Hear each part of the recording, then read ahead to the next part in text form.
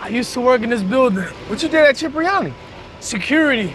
Word? This is like 99, 2000. This was a train I used to take to work from Vice Avenue, 174, to Wall Street. And I was performing on the weekends. I had about, I would say like maybe 22 years that I didn't enter the subway. And it brought a lot of nostalgia. It was a really beautiful feeling. So meeting up with Ebro, we're gonna chop it up, tell him a little bit about my experience, What up, boy? early beginnings, and also talk to him about my album, Fórmula Volume 3. You got me back downtown. Yeah, man. This whole area is crazy down here, right? Yeah, this bring back Now memories. you on your third The installment. third and the last. This is it, wrapping it up. Yeah, man, that's it. But is that how you wanted to close it from the beginning when you put out the first one? To be honest with you, I didn't think back then like it was gonna go this far. I didn't even think it was gonna be like a volume 1 and 2. I just had so much music Right. that it turned into 2 volumes. But the third one was more like an organic process, meaning I was working on an album not knowing what was gonna be the actual concept. And someone in my camp was like, yo, this is feeling like Formula vibes. We said, let's just continue with the trilogy. Well, we'll talk more about the album. Walk me, I want to walk around, man. And so you coming from the Bronx down here. Mm-hmm.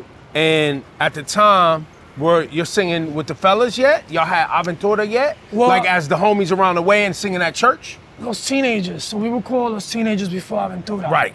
So that was like the transaction, like Right. we were literally about to like change the whole concept of the group, the whole name, but I was still working 9 to 5. Grinding. And so you catch the train down here. What train is that from the Bronx? The 2. I used to take the 2. I used to take the 5 2 and the 5. from 1. And what section of the Bronx you from? I'm from Vice Avenue. Yeah. Bronx. Now, that's always interesting for people who get in groups, right? Because it's your passion, you want to sing. But are you confident that you're about to blow up? So we linked up with a promoter in Lancaster, Pennsylvania. Okay. So he started promoting our album To the in radio that- station. Yeah, it was an AM local Right. radio station. So we started popping off. And now it's bachata station. So this is like any. No, it wasn't even like, it was just a tropical, like local station. Got it. So he began playing our music, so we started popping off out there. So imagine how I felt. I felt like a superstar in the weekends. On Monday, I had to come work 9 to 5 in this building. Right. So I guess I wasn't digesting at the time, like, yo, I could do this for a living and not work 9 to 5 ever again. You know, like it wasn't something that I was processing. Right. I was just doing it because I loved music. Right. There's something to be said for the fact that you was just doing it for love. Yeah. And because that love is felt through the recordings of the music, I'm sure it's felt by fans when they meet y'all. Yeah. That shit goes farther than anything, right?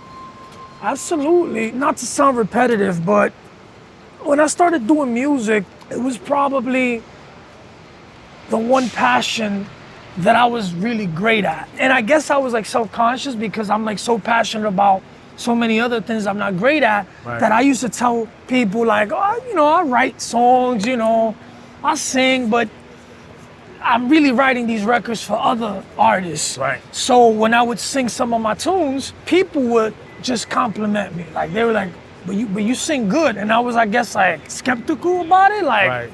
You wasn't sure. You wasn't confident yet. So now you're on this last installment of La Fórmula.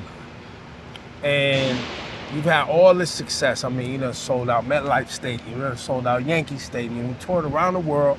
How do you feel at this point in your career? Like, what is the feeling of this journey right now? I wanted to finish the trilogy, you know, this Formula concept in the way it felt honest to me. You know, I have songs that some could perceive like, okay, this feels very personal, like Nirvana. Yeah. Like this is The a last record song where on the like, album. I'm just venting, you know, Yeah. I'm just venting to God. What is your biggest inspiration? Women, I believe that when you write a song that, you know, women could relate to,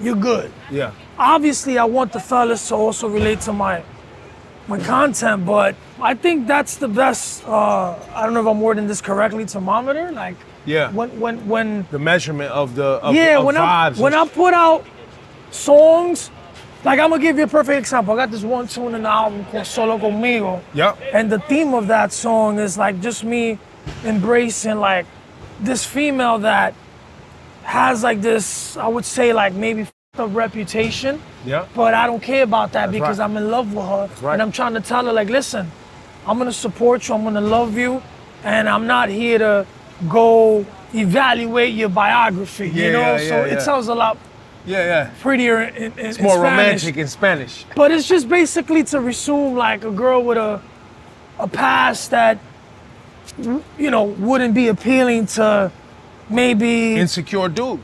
yeah, throughout my whole career, like there's a lot of songs that I've written with an objective, like let me do something commercial. I've done that, I've made that mistake, Right. but it doesn't connect as much. Because you spent so much time making bachata records, bachata ain't for everybody. Like, you already know that. So people who are fans of it, they don't want to hear you trying to do no other.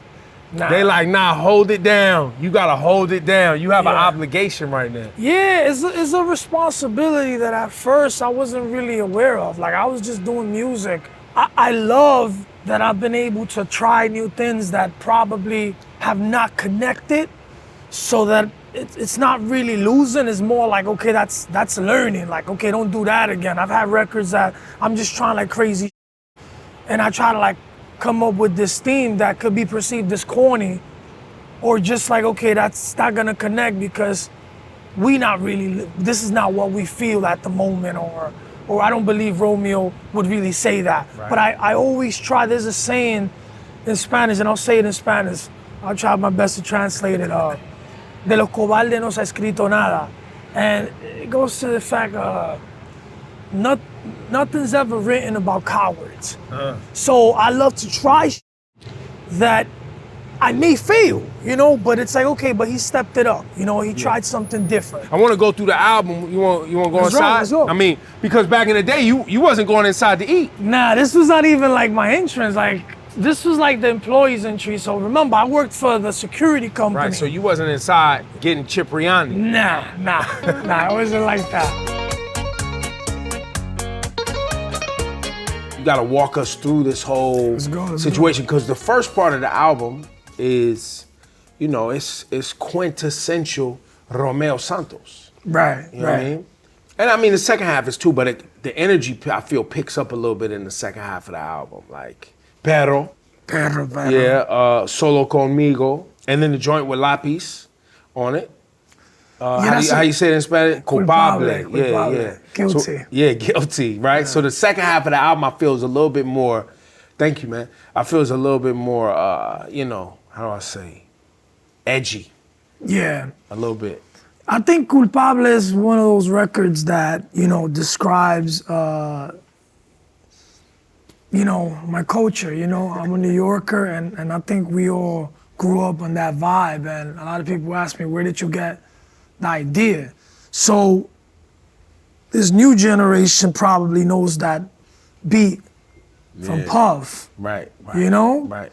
I got it from the I Got Five on it, you know?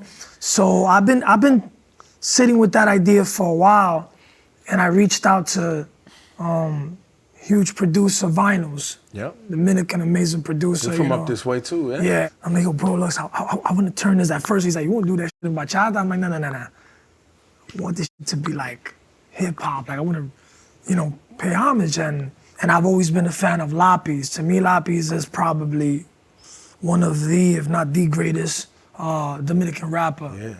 And, you know, I say, yo, this is it. I think this is the record. I kind of wanted to keep that same hook. I got five on it. Yeah. But what I did was, Spanish, you know, lo traduje. Yo soy culpable. And I felt that song was gonna connect with New Yorkers, Latinos, and Dominicans, like, you know, out there. Because if you listen to the lyrics, they're very raw, and the theme is like, you know, just the way he just started that verse. La Victoria, like that's a very famous, very known jail out there in DR, La Victoria. And it's just a guy telling a girl like, yo, I fucked up in the streets, you know, you advised me, I didn't take your guidance. I took it for granted. The dude is locked up, and he's like, "Yo, I'm guilty," and you know, it's a really dope record. Like every time we sit and you describe the music, it's a mood. Like it's always through the lens of like, you know, a real drama. Right. You know, whether it's romance, it's very cinematic. So now you're on this third installment of Formula. You have how many classic projects? Utopia classic. I mean, not Out of Here. Golden, crazy. Formula Volume 2 is a favorite. Yeah. Right? All of those you were able to bring in OGs to round out the whole project and make sure that you kept the bridge built between generations, right?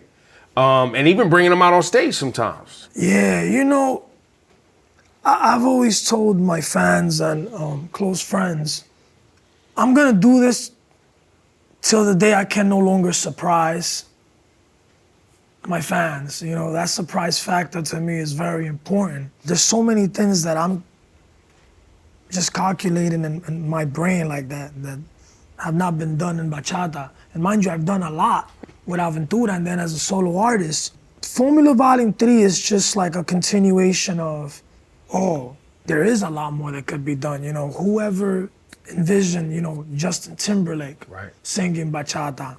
And it's a fusion of pop with, you know, urban, I would say, like, it's got R&B, pop, yeah, bachata. But I've never done that before, you know? And even though I've done, you know, flamenco fusion with bachata, I have the queen, you know, Rosalia, that it's like the stamp of approval. I also tapped on like genres that I've never in the past sang in my life, like Me Extraño. That's ranchera, like with Christian Nodal. Like that has a lot to do also with the format I've used in Formula Volume 1 and 2. Like in Volume 1, I did an R&B, never did an R&B in my life. I think I also did a pop. Yeah, pop with Mario Dome. Volume 2, I did salsa with Mark Anthony, so that was like, you know, very surprising. And here I'm doing merengue with Ruby Perez, Fernando Villalona, Toño Rosario, and Ramon Orlando. So I just want to give you, like, so you have some context. This is just an analogy. Imagine I tell you, yo, I got a song, a hip hop record, and hypothetically speaking, I got Biggie, I got Pac, and I got Hove, and it was produced by Dr. Dre. Yeah, it blows your mind. Yeah, so this is to me equivalent to what I accomplished with that merengue, and it's one of those records that. And that's the 15,500 Nights joint. Yeah.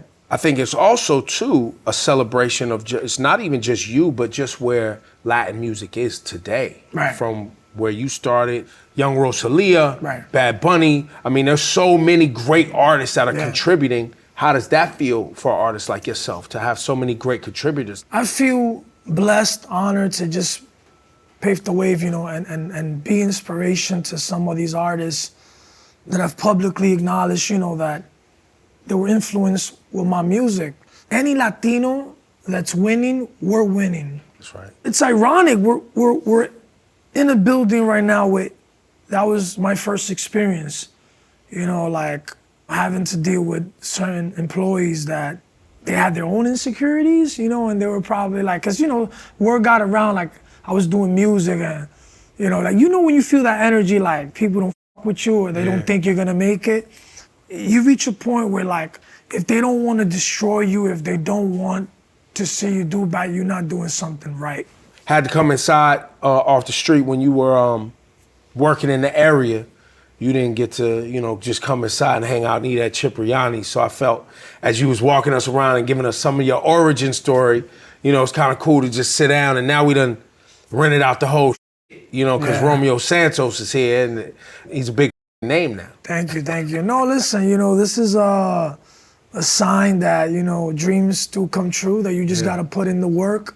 So to just be able to reminisce and come around this area to me was a very nostalgic. And, you know, now we rented out Cipriani's, you know, so, you know, that's a beautiful feeling. Thank you, sir. Thank Congratulations you, my brother. again. Appreciate it. Yo, and completing the trilogy. Yes, that's right? it, man. No more formulas after this. Man, I got a lot of other ideas that are gonna be. Can you give us other ideas? Any sneak peeks? Any leaks? I could tell you that I'm gonna do things that a lot of people have been wanting to see for many years, and I just got a lot of surprises coming. To check out more of my conversation with Romeo Santos, look for the full interview and stream on Apple Music.